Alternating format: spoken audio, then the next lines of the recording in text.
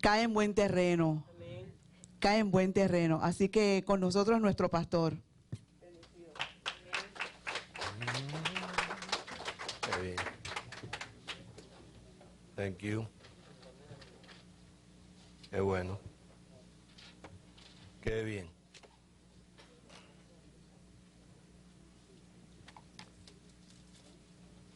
Vamos a buscar en Romanos capítulo 5. Romanos capítulo 5. Dame un sonidito de domingo, un poquitico más. Un poquitico nada más, un besito de coco, una cosita así chiquitica y ya. Está bien así.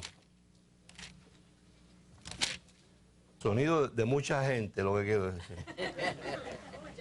Qué bueno.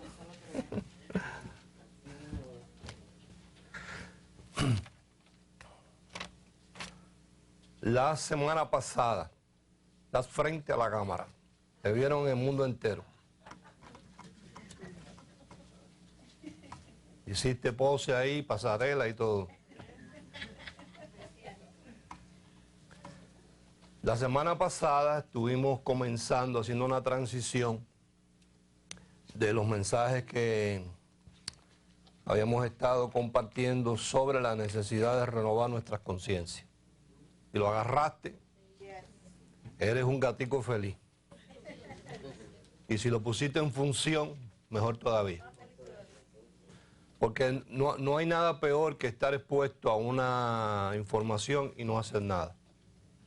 Llega un momento que esa conciencia aprenda a ser desobediente. Y eso es lo peor que le puede pasar a una persona.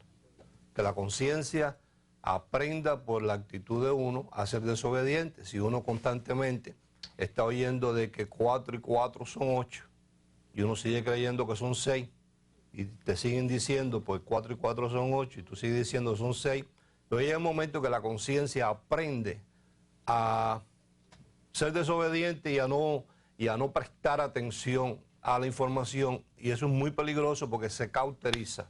Llega un momento que ella no responde. No importa, puede venir Jesús mismo y pararse ahí y hablarte y no... Porque yo te pregunto, y no sé, cuando tú vienes y te sientas aquí y yo abro la palabra, no sé qué tú tienes en tu conciencia de quién es el que te está hablando. Dios. Entonces yo pienso, vaya, que si uno tuviera una conciencia clara de que cuando se abre la Biblia y se para la persona que uno escogió voluntariamente a escuchar, y uno tiene conciencia de que es Dios, uno estaba 15 minutos antes de que se empezara Dios a hablar. Sí. Y estaba al tanto de toda la palabra que Dios hablara para decir, no, yo tengo que hacerlo al pie. Qué bueno, gracias Señor. Pasa que la gente se acostumbra, y entonces aprende a mal asociar y piensan ya que venir a la iglesia es como ir al cine. Es una costumbre, se vuelve un costumbrismo. Y no hay una conciencia de que uno cuando se reúne en ese lugar y se abre la palabra, dice aquí que Dios es la palabra y la palabra es Dios, y que entonces cuando tú abres aquí Dios sale Qué bueno. a hablarte. Entonces cuando uno tiene esa conciencia tan importante, uno hace todos los planes habido y por haber alrededor de eso. O sea, no, cualquier otra cosa sí, pero el domingo no. Domingo no, porque el domingo Dios me va a hablar. Así es. Qué bueno. ¿Eh? Domingo Dios me va a hablar y ni nadie me puede a mí atrasar en yo llegar allí por lo menos con tiempo para cuando tan pronto Dios diga hello, está yo oyendo lo que Él va a decirme, porque a lo mejor lo que Él quiere hablarme está en esos primeros 30 segundos. Así mismo es. Entonces, ojalá tú hayas podido tomar tiempo para todas esas enseñanzas sobre la conciencia, porque el único beneficiado somos nosotros mismos. Entonces ahí hicimos la transición de desarrollar una conciencia conforme al reino. Estuvimos hablando de reinando en vida, y tengo dos cosas que decir. Una es que lamentablemente muchas veces se desgasta frases o palabras de Dios, se usa en la religión tanto y tanto y tanto y tanto y tanto y se mal usa, que la gente empieza a mal asociar ciertas palabras. Por ejemplo, cuando hablamos de reino, ya eso está tan gastado. Los religiosos han hablado tan mal del reino y no saben recibir la revelación de lo que es reino. Porque cuando tú hablas de reino en esta época, tienes que hablar de gracia. Porque el reino que estamos viviendo es el reino de la gracia. O sea, tenemos que entender que cuando Jesús hizo presencia en ese escenario histórico, lo que vino a anunciar fue el fin de un reino terrenal y el establecimiento de un reino espiritual. Entonces, cuando tú hablas de reino espiritual, tienes que hablar de gracia. Cuando tú no hablas de gracia, pero quieres hablar de reino, lo que hablas es una confusión. Entonces, no produce resultado y la gente, cuando tú le hablas de reino, pues no le presta ni atención. Igual que cuando tú hablas de unción, ya también es una palabra gastada, pues cuando la gente habla de unción, piensan que unción es el predicador que corre para arriba y para abajo, que tumba a la gente, que sopla a la gente, que hay una música estrepitosa, hay luces, hay humo, hay un espectáculo, ¿ves? Entonces cuando se habla de unción, ya yo hasta trato de evitar de usar las mismas palabras, que aunque son palabras muy poderosas cuando se le conoce el significado. Por eso Jesús dijo, conoceréis la verdad, pero al conocer la verdad es que nos hace libres. Si conocemos la verdad sobre la unción, nos hace libres, pero si la unción no conocemos la verdad, no hace nada por nosotros. Entonces hoy vamos a tratar de borrar de nuestra conciencia ciertas malas asociaciones conforme a la palabra reino, conforme a la palabra unción, y vamos a ¿cómo se llama?, a crear un poquito de más conciencia de reino, porque te garantizo que tan pronto uno aprende a funcionar en la unción de reino, la vida de uno cambia. La vida de uno cambia. Vamos a decir que unción es algo como autoridad delegada, apúntelo por ahí. Autoridad delegada, una unción. Unción es autoridad delegada. Es como el permiso de algo. La unción crea una atmósfera en la vida de uno. Atmósfera. Es como una cubierta, una cobertura.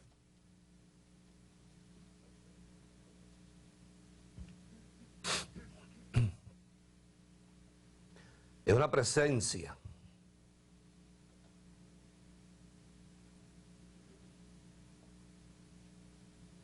Es una compañía, algo que te acompaña, sin que tú le digas que te acompañe. Yo pudiera ilustrarlo como un olor. ¿Está bien? Cuando alguien tiene un buen perfume, como cuando alguien tiene un mal olor, y esa persona llega a un lugar, las cosas se llenan la atmósfera, uno puede percibir el olor de esa persona, o el mal olor o el buen olor, pues la unción es así. Cuando tú entras a un lugar, si tú tienes unción de reino, esa presencia, la gente que está ahí, pueden decir, hay algo, como un perfume. La unción no es escándalo, unción no es grito, unción no es música,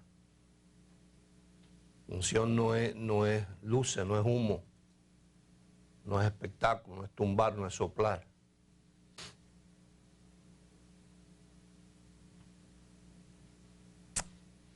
La semana pasada estuvimos hablando de que la voluntad de Dios es que reináramos en vida. La religión enseña a la gente a reinar en muerte. Cuando te mueras, caminarás en las calles de oro, en mar de cristal. Mar de cristal. Estamos hablando que reinar en vida no quiere decir simplemente las cosas materiales. A la gente, cuando tú le hablas de reinar en vida, enseguida su mente flaca, estrecha, corta, piensa en que es tener 2, 3 casas, 4 carros y tener dinero en el banco. Reinar significa mucho más que eso. Reinar es reinar sobre el carácter. Reinar sobre los deseos engañosos de los miembros. Allá el apóstol Pablo, o el Espíritu Santo a través del apóstol Pablo dice, no reine el pecado sobre ustedes, sino presentar vuestros miembros como instrumento de justicia, Romanos 7. Entonces, los miembros pueden desear una cosa porque fueron entrenados para eso. Y entonces uno reina sobre esos miembros. Y aunque el miembro quiera una cosa, tú le dices, no, aquí el que gobierna soy yo.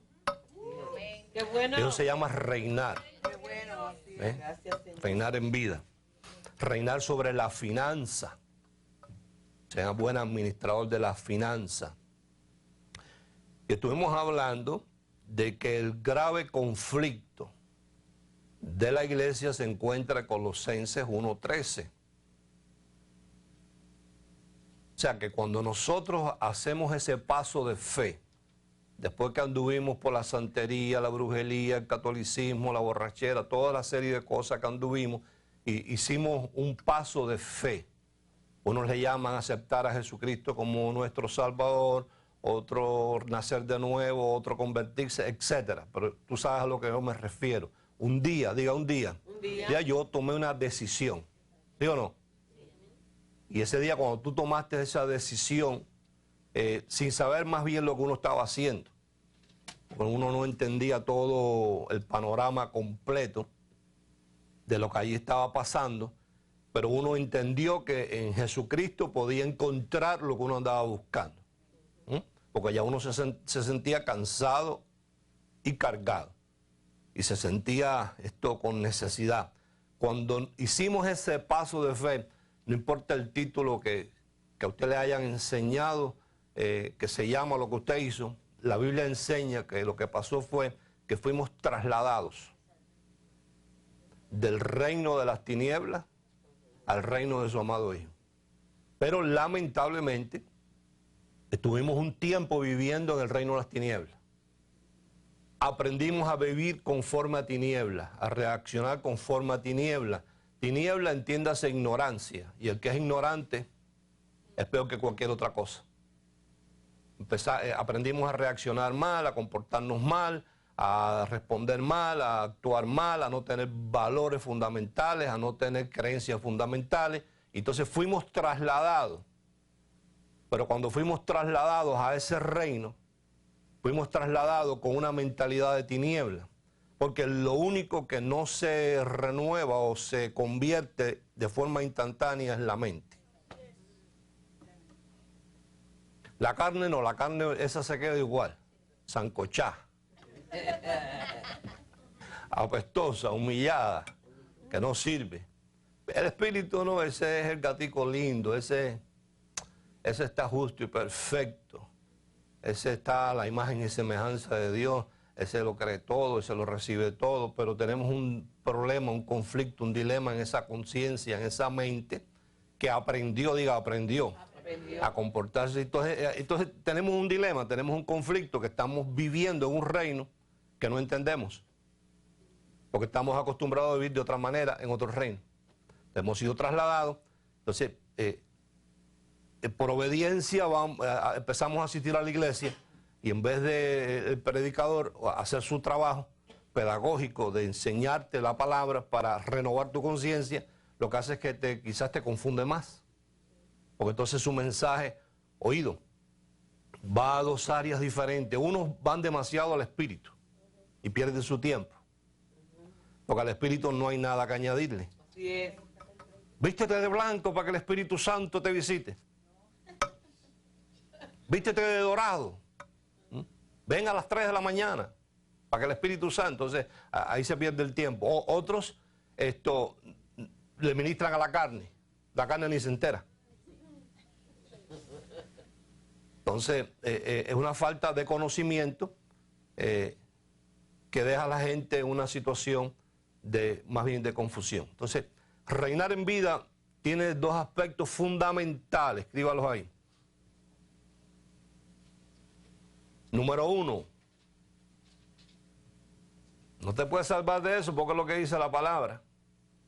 Número 1, recibir la abundancia de la gracia. Y es claro cuando dice abundancia, no un pedacito, no una gracia equilibrada, abundancia de la gracia completa, sin obra de ningún tipo. Eso es número 1. La abundancia de la gracia. Número 2, la justicia como regalo. Porque si tú no te sientes justificado, tú no puedes reinar, porque siempre te vas a sentir condenado.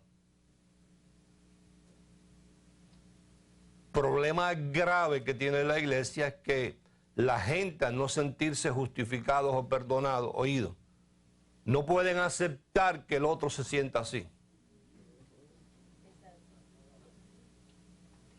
Una persona que no se siente perdonado y justificado, le molesta, le fastidia que tú te sientas perdonado.